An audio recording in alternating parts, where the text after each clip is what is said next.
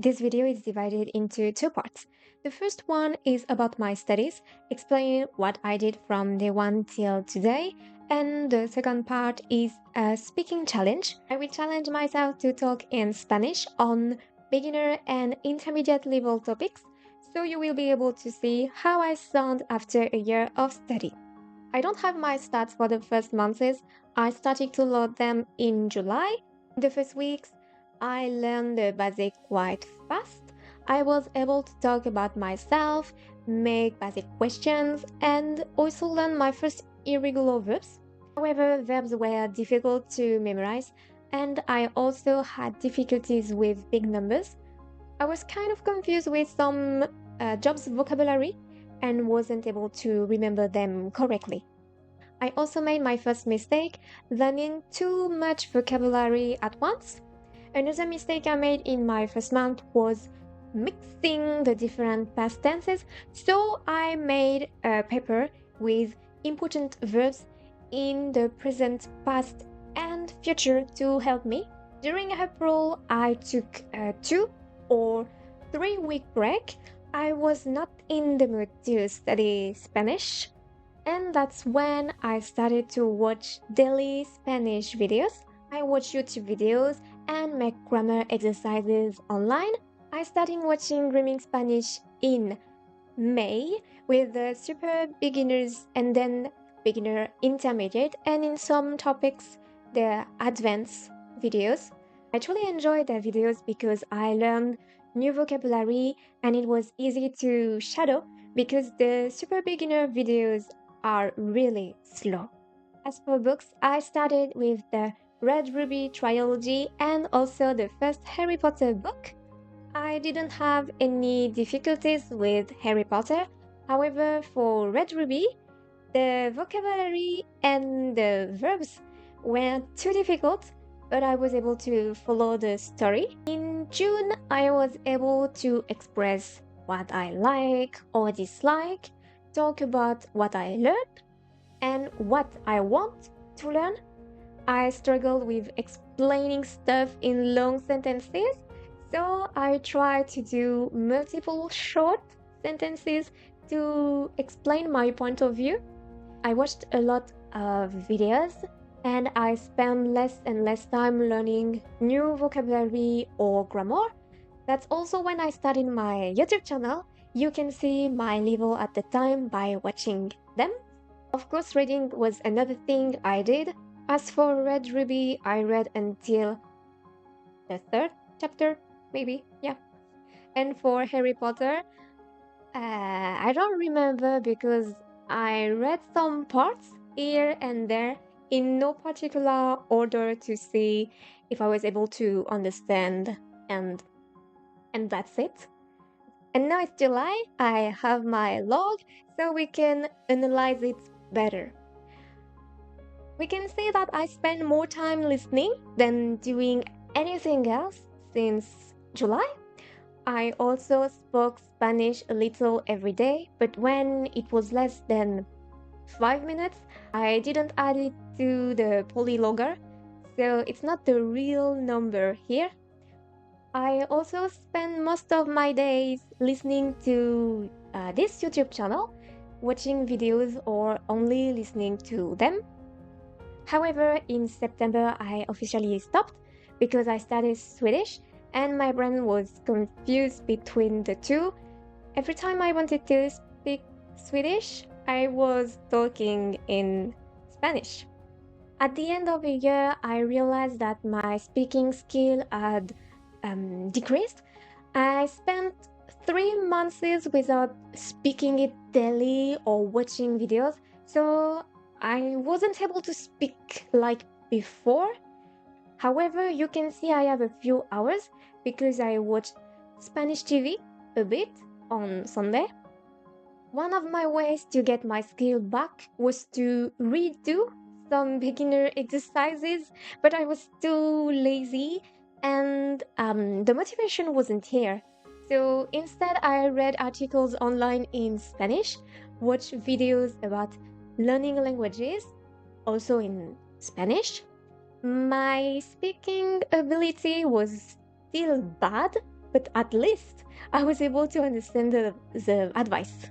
In January, I discovered the Spain RP and my watch time went up. Still in January, I also did some research online about books for learners and I found a lot of recommendations. I stopped reading Red Ruby and Harry Potter to focus on more accessible books for my level. And this is my list of books from January to the end of February. There are no books for March because I add the book to the date I finished it. In February, I also started watching another channel and I had fun with this one. And finally, early March, I motivated myself to rework on the grammar points I have difficulties with. And funny enough, after making exercises and reading sentences with this grammar's point, I noticed those on the videos I was watching. So I think it's working quite great. And that's it for my recap. I hope I haven't forgotten anything. If yes, I will add it right now on the screen somewhere. For my level, I considered myself as a low B1 because I can understand native content to some extent. I can read articles online but not follow every news on TV. I can talk about myself and express my opinion, but my lack of vocabulary is too important and my grammar is awful. So now, let's continue with the second part of this video to give you an idea of my real speaking ability. To make it more challenging, I decided to pick multiple topics from A1 to B2. I looked on the internet for some ideas and I put the topics I also remember from my study in university. I will start with A1 and go till B2. As you can see, each topic has a number. I'm going to randomly pick a number and then I will do the topic that corresponds to it. For example, if it's the number 1, I will do describe your family. I will have to talk about my family. Okay? The first one is 4. The number 4 is describe your city. Okay. Next one is number 6. Number 6, I will do talk about your last weekend. Okay, so then we have number 2. Number 2 is how can we reduce pollution in cities? And finally, number 5 is compare online education and traditional education. Okay. Vivo en una ciudad de tamaño no es demasiado grande, pero no es tampoco pequeño, es de tamaño normal, mediano, normal. Creo que la cosa más importante en esta ciudad es la estación de tren porque es limpia, es agradable y grande. Desde aquí puedes oír los trenes. Al lado de la estación hay un hotel. Hay también en esta ciudad 2 cines, un pequeño y un grande. Alrededor de aquí hay un supermercado y a la derecha hay una escuela. Por fin en el centro de la ciudad hay muchas tiendas. Me gusta mucho y es muy práctico porque todas las tiendas están en el mismo lugar. Hay un hospital, pero no está realmente dentro de la ciudad. Es no precisamente está en realidad al lado de la ciudad, en en el sur o sureste. Y, um, he terminado. The next one was what? Talk about your last weekend. El fin de semana pasado fue muy ocupado, pero divertido. El sábado me quedé en casa para estudiar español. Vi video en YouTube y vi la televisión. Leí un libro y practiqué vocabulario, vocabulario nuevo. También vi un episodio de una serie en español con subtítulos. Normalmente hago deporte durante 1 hora cada día, pero no tenía mucho tiempo, uy, así que hice deporte durante 40 minutos, 40 minutos, ¿sí? El domingo vi a mi familia, vinieron aquí y fuimos al centro de la ciudad, pero porque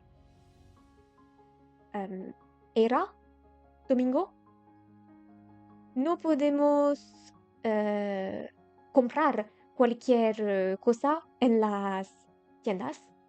Después fuimos al restaurante y comimos pescado. Fue un buen día, un buen fin de semana. Ta-da.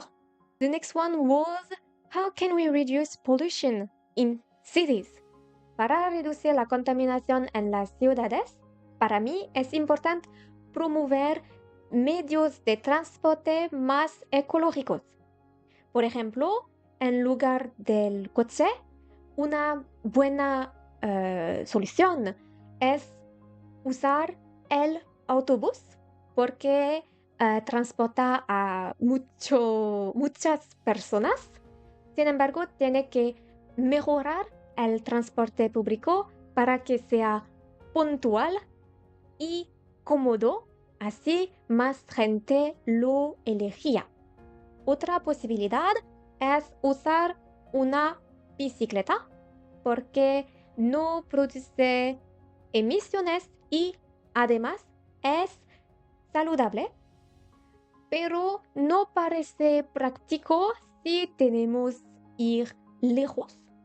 Creo que una opción será prohibir los coches en el centro de la ciudad, así que será solo para los peatones. Esto hace que la ciudad sea más agradable y segura. Y finalmente, creo que la mejor opción sea caminar o podemos compartir coches. Esto ayuda también. And the last topic for today is compare online education and traditional education. So I will take some notes before. La educación en línea se caracteriza por ofrecer flexibilidad geográfica, acceder a contenidos desde cualquier lugar cuando lo quieran. Es perfecto para los alumnos que hacen otras actividades en el día. La educación tradicional, en contrario, no tiene esta flexibilidad. Es enseñanza en aulas físicas y hay horarios específicos. No tiene la ventaja con la en línea, pero para mí me gusta más la educación tradicional. Es la mejora porque hay interacción entre los estudiantes y los profesores. Por ejemplo, si tienes una pregunta con la educación tradicional, puedes hacer preguntas inmediatamente y recibir la explicación directamente sin esperar. Además, el contacto humano ayuda a entender mejor los temas y a sentirse más motivado. Al contrario, con la educación en línea, si tienes una pregunta, tienes que esperar y hay riesgo si no comprendes bien la explicación. Finalmente, si deseas un equipo en particular, es más fácil usarlo con la educación tradicional que por su cuenta con la educación en línea.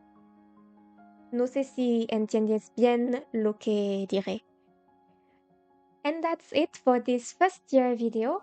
I will continue listening to Spanish, but I won't study grammar for the next few months. I will focus on Swedish and something else. Thank you for watching and have a nice day.